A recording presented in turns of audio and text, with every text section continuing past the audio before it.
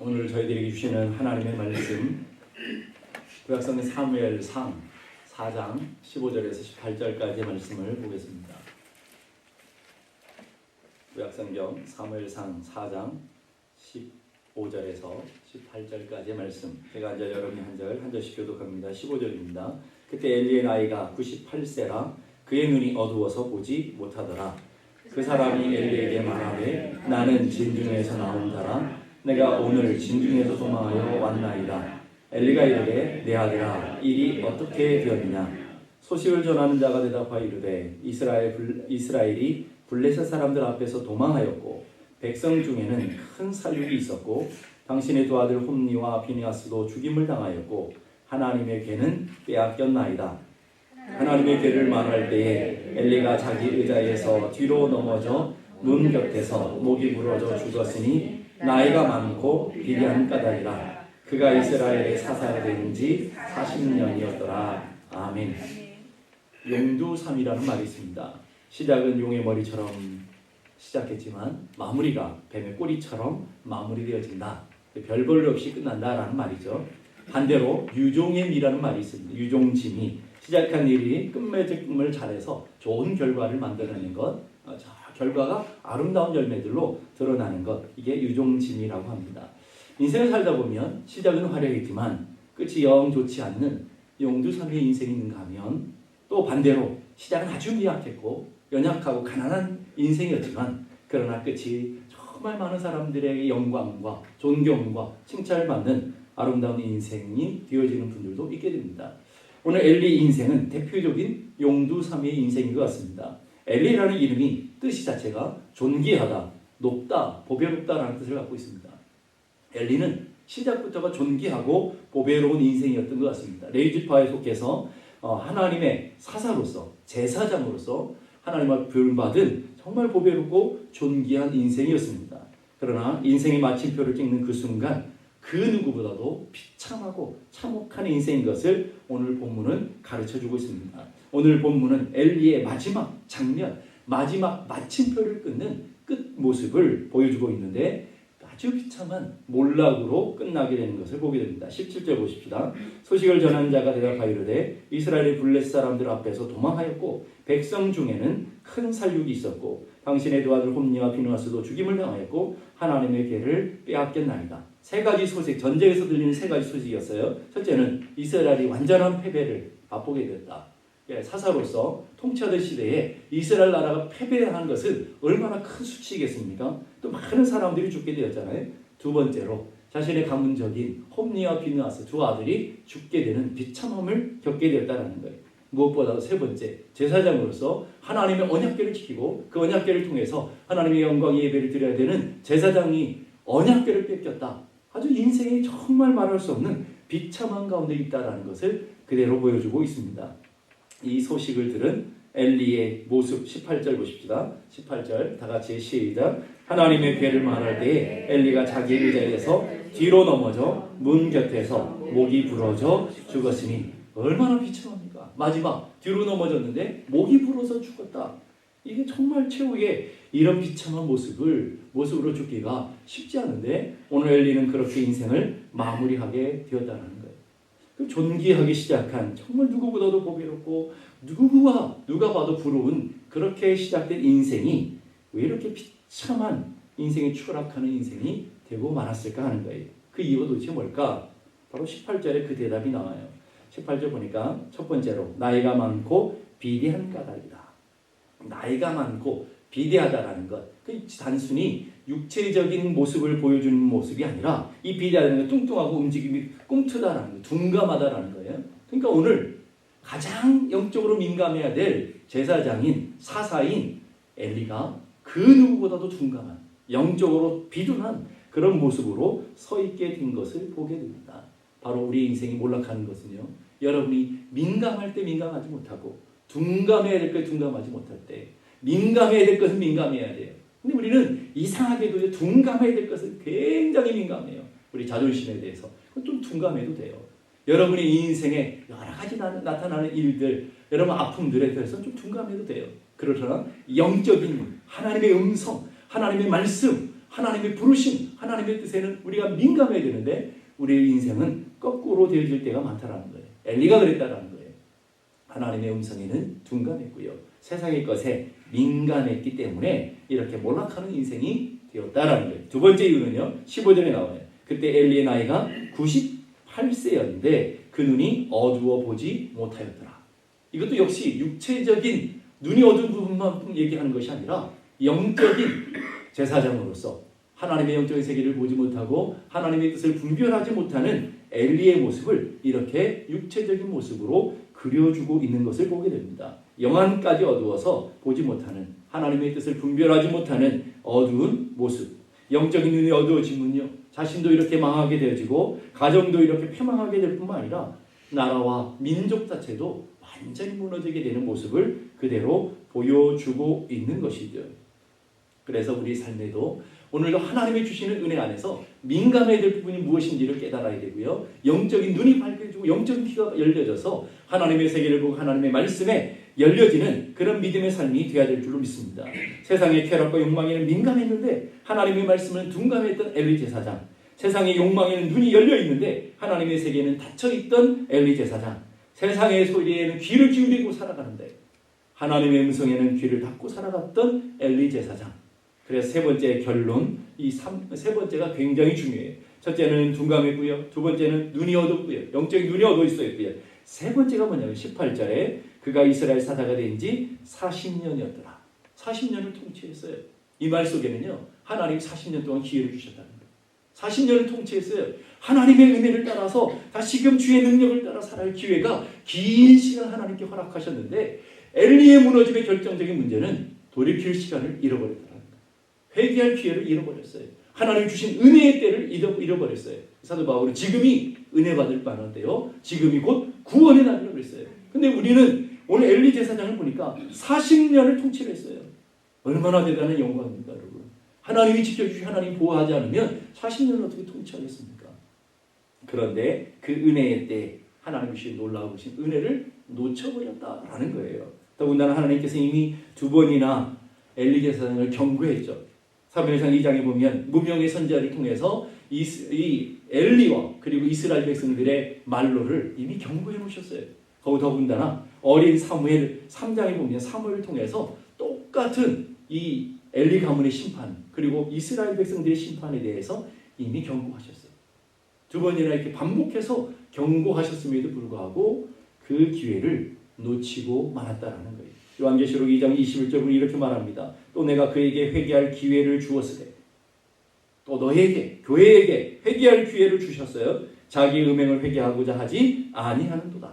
엘리에게 회개할 기회를 주었어요. 그런데 회개하고자 않았다는 마음을 강팍하게 닫아놨다라는 거예요. 오늘 우리도 마찬가지입니다.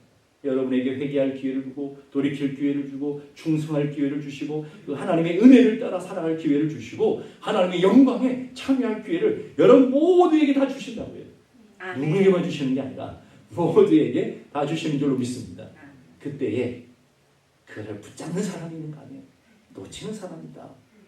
그런데 제사장 40년 그리고 나이가 98세였더라. 그 나이를 분명하게 명시해주고 있어요. 98년을 살았어요. 얼마나 영광입니까? 개인적으로 40년을 통치하고 98년까지 그 당시에 그렇게 평균 연령이 높지도 않은데 그 오랜 기간을 살았다라는 말이에요. 그만큼 하나님은 기회를 주셨고 은혜를 베푸셨고 하나님의 놀라운 능력을 베풀어 주셨음에도 불구하고 회개하지 않았다라는 말이에요. 회개하지 않는 사람의 말로가 엘리와 같은.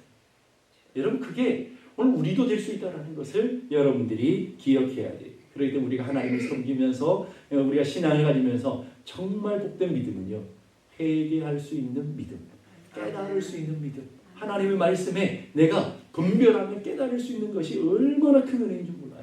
우리는 세상에 물질의 복도 있고요, 뭐 건강의 복도 있고 많은 복들을 얘기해요. 뭐 부귀 영화를 누리고 영광을 우리 이 땅에서 누리는 것도 복이라고 그래요.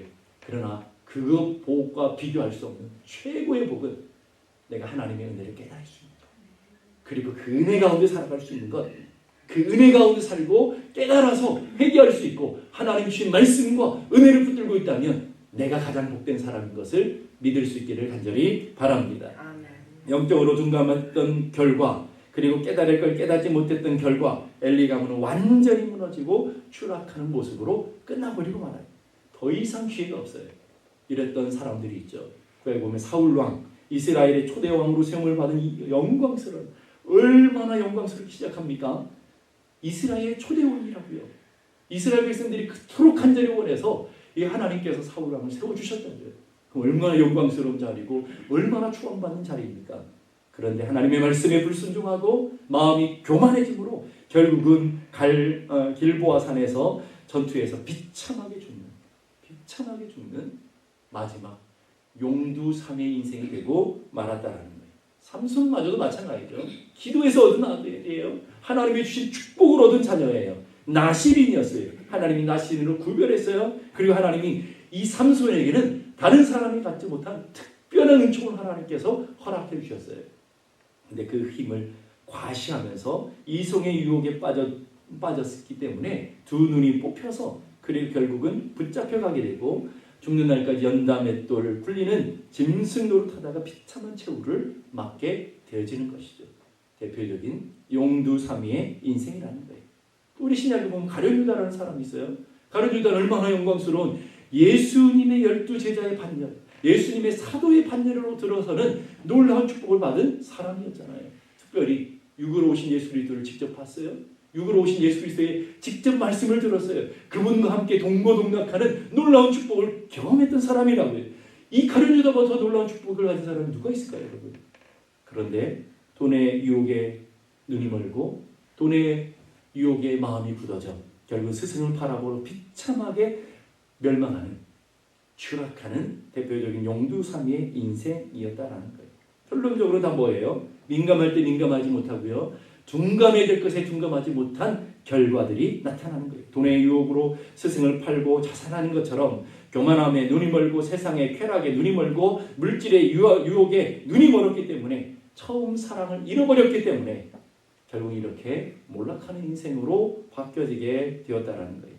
이 말 속에는요, 우리의 믿음도 자랑할 게 아니라 우리도 자신할 게 아니라는 거예요, 여러분. 나는 괜찮아, 이럴 수 있는 게 아니라는 거예요. 뭐 사울왕이 얼마나 겸손했던 사람입니까? 삼손 얼마나 하나님 앞에 쓰임 받았던 사람입니까? 가룟유다 역시도 주님의 말씀까지 들었던 사람 아닙니까? 그런 사람도 몰락할 수 있다면 우리 역시도 몰락할 수 있다라는 것. 그래서 사도 바울 우리에게 이렇게 말합니다. 누구든지 선 줄 알거든 넘어질까 조심해라. 지금 잘 나가고 있습니까? 지금 괜찮습니까? 지금 평안합니까? 평안할 그때가, 평안하고 안전할 그때가 임산의 그날이 오는 것처럼 우리에게도 그날이 심판의 날이 될 수 있다는 것을 기억해야 되는 것이죠. 그래서 사도 바울은 갈라디아 교회를 책망하면서 이렇게 책망해요. 갈라디아서 3장 3절 다 같이 읽겠습니다. 시작. 너희가 이같이 어리석으냐 성령으로 시작하였다가 이제는 육체로 마치겠다. 자, 여러분, 우리는 육체로 시작했어요. 하나님 알지 못함으로 시작한 분들도 많을 거예요. 그러나 이제 성령 안에 거하시는 줄로 믿습니다. 그러면 우리는 성령으로 마치는, 은혜 안에서 마치는, 하나님의 축복 안에서 마치는 은혜가 여러분 모두에게 있기를 간절히 원합니다. 어떤 사람은 성령 충만함으로 시작했다. 믿음의 삶을 성령 충만함으로, 은사로 충만하기 시작했다가 육체로 마무리하는 많은 영적 지도자들을 보게 됩니다. 어떤 사람은 미약하게 시작했지만 성령으로 충만하고 마지막 가는 날까지 영광과 하나님의 그 거룩함 앞에 서는, 날마다 주님을 닮아가며 주의 거룩한 향기를 내는 인생도 있었다는 것. 여러분 어느 편을 선택하기 원하십니까? 운동 경기에 전반전 승리했다고 승리하는 게 아니죠. 전반전 10대 0으로 이겼다 할지라도 마지막을 마무리 못하면 지는 경기들이 얼마나 많은지 몰라요. 우리 인생도 마찬가지입니다. 우리가 어떻게 시작했느냐. 우리가 시작하는 것은요, 우리의 능력과 우리의 여건과 상관없이 시작하는 경우들이 많다고요. 그런데 우리의 마무리는 달라요. 우리의 믿음을 지키고 우리의 삶을 지켜갈 수 있는 것은, 우리가 어떻게 마무리하는 것은 여러분의 믿음과 여러분의 결단에 달려 있다는 거예요. 인생은 잘 살아야 되기도 하지만요, 잘 죽어야 돼요. 인생의 마무리를 잘 해야 됩니다. 인생의 등장도 중요해요. 그러나 등장보다 훨씬 더 중요한 것은 퇴장이 더 중요하다. 그럼 우리는 어떻게 아름다운 퇴장을 할 수 있을까? 이제 퇴장할 날들이 이제 살아온 날보다 훨씬 많으니까 이제 준비하며 나가야 되지 않겠냐라는 거예요. 그 아까 유종의 미라고 했잖아요. 플러신학교에 30년 넘게 리더십만 강의했던 로버트 클린턴 박사님이 계셔요. 리더십을 연구하고 공부하시는 분은 반드시 이분의 책을 다 읽어요. 그분이 쓴 유종의 미라는 책이 있어요. 유종의 미라는 책은요, 목회자, 선교사, 평신도 지도자들을 반복적으로 일어나고 있는 삶들을 연구했어요. 그리고 성경의 100명의 성경의 인물들을 연구해서 리더십을 연구해서 결론적으로 유종의 미를 썼대요. 유종의 미를 거두는 6가지 특징이 돼요. 잘 들어보세요. 첫째는 끝까지 하나님과 개인적으로 생생한 관계를 유지한다. 잘 인생을 잘 마무리했던 영적인 지도자들은 하나님과 긴밀한 관계를, 다른 것이 아니라 하나님과의 관계를 잘 지켰던 사람입니다. 이 말은 뭐예요? 하나님께 민감했다는 거예요. 하나님의 말씀에 민감했고요. 하나님의 말씀 앞에 늘 겸손함으로 섰던 사람이다. 생생한 관계를 유지했다. 두 번째는 배우는 자세를 유지하고 다양한 종류와 자료와 삶의 경험을 통해 계속해서 죽을 때까지 배웠다는 거예요. 요즘 배운 거는 멈춰서 안 돼요. 계속해서 배워요. 그 죽는 날까지 배웠다. 모든 공통자들은 다 그러는 거예요. 여러 가지 자료와 삶의 경험을 통해서 끊임없이 배우려고 하는, 끊임없이 앞을 향해 나가려고 하는, 끊임없이 자신을 변화시키려고 하는 노력이 있었던 사람들이 유종의 미가 있었다. 세 번째는요, 삶의 성령의 열매의 증거로 그리스도를 담는 성품을 갖고 있었다. 주님을 끊임없이 담는 성품을 가졌다. 네 번째는 진리를 삶에 적용하고 하나님의 약속에 실현하는 것을 보게 되었다. 하나님의 말씀을 내 삶 속에 늘 적용하려고 했다라는 말이에요. 다섯 번째, 하나 혹은 더 많은 영적인 유산들을 남기려고 했다. 돈을 남기려고 하는 게 아니라, 부귀영화를 남기려고 하는 것이 아니라 영적인 유산을 남기기 위해서, 영적인 가치를 남기기 위해서 예를 쓰며 살아갔다. 마지막, 사명의식을 점차적으로 분명하게 확인하고 그것의 일부나 전부가 성취되는 것을 보게 되었다. 이게 무슨 말일까요? 하나님을 향한 열정, 하나님을 향한 사명의식을 잃어버리지 않는다. 이게 유종의 미를 갖고 있는 사람의 특징이에요, 여러분. 지금의 현실에 만족하지 아니하고 내게 부어주신 사명, 내게 주신 그 일을 향해서 한 걸음 한 걸음 정진해가는 삶. 일본의 호스피스 전문의로 있었던 오츠 스위치라고 하는 분이 쓴 책이 있어요. 1000명의 죽음을 직접 목격하고요. 그리고 쓴 책이 죽을 때 후회하는 25가지라고 하는 내용의 책을 썼어요. 25가지 다 말할 수는 없고요. 그 중에 대표적인 건 뭐냐면, 내일 죽을지도 모른다고 생각하며 살아온 사람은 후회가 적더라. 오늘 내 인생이 마지막일지도 몰라 라고 생각하며 살았던 사람들이 죽으면서 후회가 적더라는 거예요. 우리의 마지막 퇴장을 늘 준비하며 후회 없는 삶을 살아가는 삶. 세상의 쾌락과 욕망의 노예가 되면 엘리 가문처럼 어느 날 그 진노의 날이 순식간에 임하게 되지만, 엘리의 삶을 통해서 타산지석의 교훈을 받아서 하나님이 주신 은혜 가운데 서는 사람들은 영광의 삶을 살게 되어지는 것이죠. 가장 대표적인 사람이 저는 모세라고. 물론 예수님만큼 그렇게 귀하고 고기로운 보배로운 인생이 없겠지만 주님을 빼고 보여주면 모세라는 분은 그런 것 같아요. 누구든지 모세는 가나안 땅에 들어가지 못했지만 그래서 결과 성취를 못했다 그러지만 저는 그렇게 보지 않습니다. 모세의 마무리는 정말 아름다웠던 사람인 것 같아요. 정말 머문 자리가 아름다웠던 영적인 거인이라고 저는 믿어요. 평생 가나안 하나만을 바라보고 왔는데 가나안 입국 거절을 당했어요. 얼마나 낙심됐겠습니까? 그래서 얼마나 충격이 왔겠어요. 그래서 끊임없이 하나님 앞에 기도했어요. 그랬더니 놀랍게도요, 하나님이 그 기도를 거절하시는 게 성경에 나와요. 신명기 3장 26절 보니까 그만해도 족하다. 그만 좀 기도하라 이 말이죠. 그만해도 족하다. 이 일로 다시 내게 말하지 마라. 하나님 딱 잘라. 하나님 냉정하실 때 정말 냉정하셔요. 딱 잘라서 그만 좀 해라. 다시 말하지 마라. 그런 여러분 같은 어떻게 있어요? 울고 그 어떻게 그럴 수 있습니까? 지금까지 내가 어떻게 수고했는데 어떻게 이럴 수 있습니까? 자신의 공적을 치료하고요. 억지를 부릴 수도 있었을 거예요. 그런데 그 다음에 보면요, 모세가 더 이상 얘기하지 않아요. 딱 끝났어요. 그리고 하나님의 그 부르시는 그 퇴장을 그대로 받아들여요. 그리고 그의 마지막 모습을 너무나 아름답게 표현해줘요. 하나님께서 가나안 땅을 다 보여주시고 높은 비스가나 산에 올려가지고 다 보여주셨어요. 그 보여주셔서 봤으니까 얼마나 더 가고 싶겠어요. 다 보여주시고는 이렇게 끝내요. 신명기 34장 7절 보니까 모세가 죽을 때 나이 120세였다. 그의 눈이 흐리지 아니하였고 기력이 쇠하지 아니하였다. 죽일 때가 돼서 죽이지 않았다는 말이에요. 기력이 쇠하지 않았대요. 근데 놀라운 것은요, 눈이 흐리지 않았다. 아까 엘리는 98세인데도 불구하고 눈이 멀어있잖아요. 힘이 있잖아요. 그런데 이 모세는요 120세인데도 눈이 흐리지 않았단 말이에요. 영적으로 흐리지 않았다고요. 영적인 분별력이 분명했고요. 하나님의 음성에 분명한 소리를 들었던 사람이었다. 얼마나 멋있어요. 우리가 이제 인생 마무리할 때 이렇게 멋있게 마무리하는 분들이 되었으면 좋겠어요. 제가 언젠가 여러분에게 말씀드렸던 동화 이야기가 있어요. 이 모세에 관한 동화인데 잘 들어보세요. 가나안을 거절당한 모세라는 동화예요.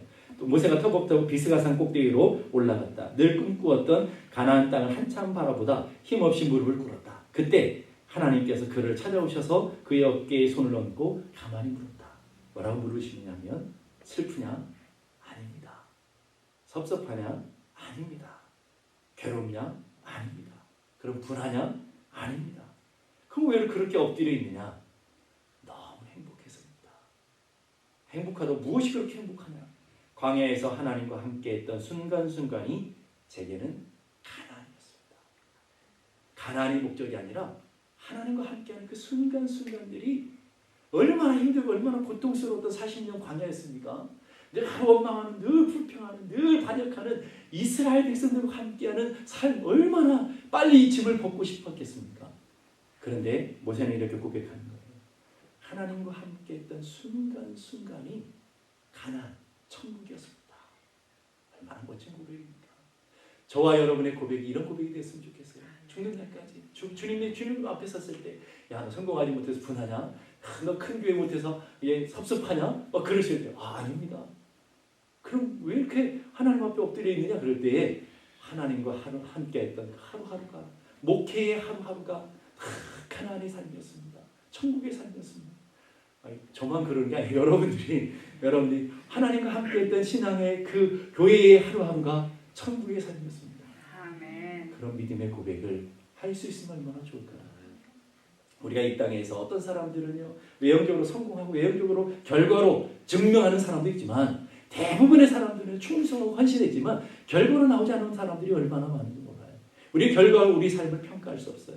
그러나 매일매일 오늘 이 모세처럼 하루하루 주님과 동행하는 것이 천국이 되어지고, 하루하루 주님과 함께하는 것이, 하나님과 함께하는 것이 가나안의 삶보다 훨씬 더 기쁜 놀라운 축복의 삶, 이것은 우리 삶에 빼앗길 수 없는 영광이라는 거예요. 매일매일 하나님의 교회 와서 기도하는 것이 하나님의 영광이었습니다. 매일매일 하나님의 성도들과 교제하는 것이 축복이었습니다. 매일 하나님의 말씀을 준비하며 이 고통스러운 이 과정들이었지만 말씀을 전하는 이 순간이 제게는 끝없는 영광이었습니다. 저는 그럴 거라고요. 저는 여러분들이 저를 좀 부러워하세요. 저는 그렇게 할 거라고요. 정말 그러니까요. 하나님께서 저에게 주신 이 순간순간들은 고난이 아니라 하나님과 함께하는 순간이기 때문에 기도하는 것이 너무나 행복해요. 성도들을 위해서 기도할 수 있다는 것이 너무나 행복합니다. 여러분들을 위해서 하나님의 말씀을 받고 준비할 수 있는 이 고뇌의 시간들이 저는 고뇌로 끝나는 것이 아니라 행복합니다. 그리고 저는 주님 앞에 서는 날 모세가 이렇게 했는지 모르겠지만 동하니까 저는 이런 고백이 있었으면 좋겠어요. 저희 인생 전체가 주님과 동행하는 순간들이었기 때문에 저는 천국이었습니다. 천국의 삶을 주님과 함께 누렸습니다. 그렇게 고백하는 저와 여러분이 되기를 주님의 이름으로 축복합니다. 사도 바울은 자신의 인생 끝자락에 이렇게 고백합니다. 디모데후서 4장 7절 8절 보니까 나는 선한 싸움을 싸우고 나의 달려갈 길을 마치고 믿음을 지켰으니, 여기 중요한 단어가 싸우고 마치고 지켰다. 뭘요? 하나님께서 내게 맡겨주신 이 놀라우신 이 사명, 복음 증거하고 이방인에게 하나님의 복음을 증거하고 교회를 세우는 이 놀라운 영적인 일들을 내가 싸우고, 그냥 하는 일이 아니고 싸우며 했다는 말이에요. 누구와요? 나와 환경과 수많은 이 저항들과 싸우며 나의 달려갈 길을 그리고 마치고, 그 다음에 중요한 게 뭐냐면 믿음을 지켰으니, 하나님 신이 사명을 지켰으니, 하나님 주신 이 놀라운 은혜를 지켜왔으니 이제부로는 나를 위하여 의의 면류관이 예비되었으므로 주 곧 의로우신 재판장이 그날에, 주님 오신 그날에 내게 주실 것이며, 그 다음에 중요하잖아요. 내게뿐만 아니라 이 길을 달려가는 모든 성도들, 이 길을 달려가는 모든 목회자들, 이 길을 달려가는 모든 이들에게 주어질 것이다. 얼마나 놀라운 고백입니까, 여러분? 저는 여러분들이 그 길을 갔으면 좋겠어요. 여러분이 각자 각자에게 주어진 사명, 여러분이 기도의 사명이든지 하나님의 교회를 섬기는 사명이든지 직분이든지 뭐든지 하나님께 주신 것을 끝까지 마치고 그것을 해나가면서 믿음을 잃어버리지 말고, 은혜를 잃어버리지 말고, 믿음을 지키고 은혜를 끝까지 지켜 싸우니 그 이후로는 나를 위해서 의의 면류관이 예비되었을 것이다 하는 거예요. 이번에 한국에 갔는데 어디 가면서 고속도로 휴게소를 지나면서 화장실을 들린 적이 있어요. 화장실에 갔더니 명언이 있더라고요. 남자가 흘리지 말아야 될 것은 눈물만이 아니다. 상당히 이게 부담스러워서 이게 화장실에 갔는데 와, 얼마나 부담스러운지 몰라요. 근데 그 또 다른 말이 있더라고요. 아름다운 사람은 머문 자리도 아름답습니다. 네. 아름다운 사람은 머문 자리가 아름답대요. 저는 이걸 보면서 아, 그래. 신앙의 사람들이 머물렀던 자리는 마침표가 달라요. 아, 나를 기억할 때 우리는 살아있을 때는 다 울며 시작하잖아요. 다 울음으로 시작해. 누구나 다 공통적으로 울면 시작해. 근데 마치는 건 다르더라고요. 울면서 끝나는 사람도 있고요. 탄식하며 끝나는 사람도 있고요. 하나님의 영광을 사모하며 영광의 놀라우신 은혜로 끝나는 사람도 있고요. 끝나는 건 다 다르더라고요. 시작한 건 다 똑같아요. 다 울면서 시작하지만 끝나는 마침표는 다르더라고요. 우리 인생은요, 시작으로 기억해 주는 것이 아니고요. 살아있을 때 여러분 생일로 다 기억하잖아요. 그러나 죽으면요, 여러분 생일 기억하지 않는다고요. 죽으면 우리의 마지막 그 모습으로 우리를 기억하더라고요. 역사도 우리의 마지막으로 우리를 기억하는 거예요. 우리의 마지막. 아름다운 사람은 살다 간 자리가 아름답다. 저는 여러분 모두가 여러분의 인생 살던 이 자리, 여러분의 가정이, 여러분의 그 교회에서 여러분이 살다간 그 자리가 정말 아름답고 영광스러운 그런 은혜가 있길 간절히 바랍니다. 우리가 그러기 위해서 기도하십시다. 마지막 날 휴하지 않도록 주님 앞에 죽음의 문에 서 있을 날 막 탄식하며 절망하며 좀 더 오래 살기 위해서 아둥바둥하며 그러지 않도록 지금부터 우리의 마음을 추스리며 준비하며 기도하십시다.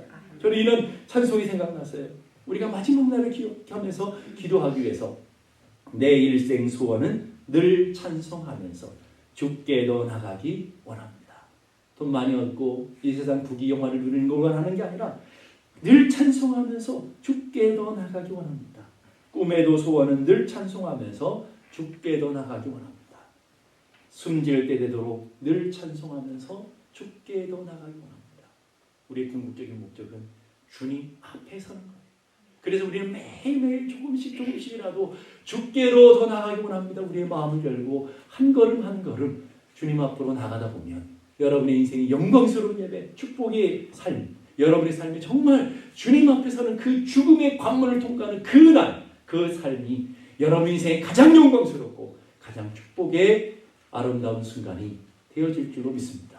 그런 아름다운 퇴장을 위해서 지금부터 준비하고 결단하는 우리 모두가 되어지기를 주님의 이름으로 축복합니다.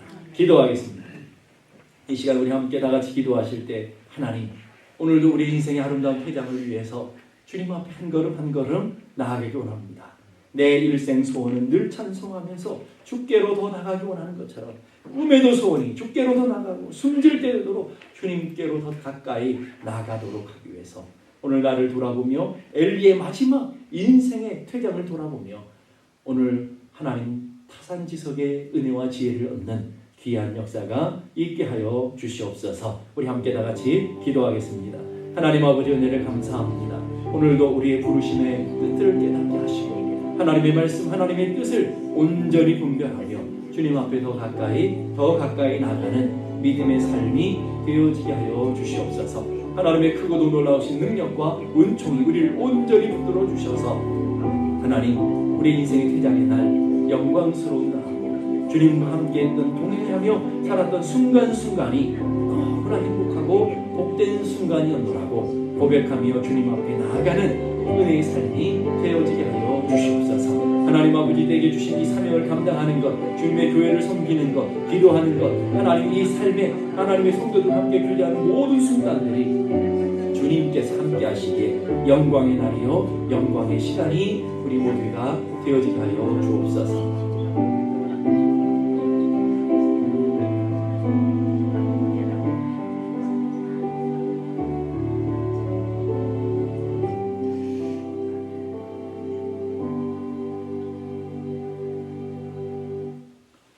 이제는 우리 주님 예수 그리스도의 은혜와 하나님 아버지 크고도 놀라우신 사랑과 성령님의 감화 감동 충만케 하시는 역사가 이제로부터 영원까지 함께 계시기를 간절히 축원하옵나이다. 아멘.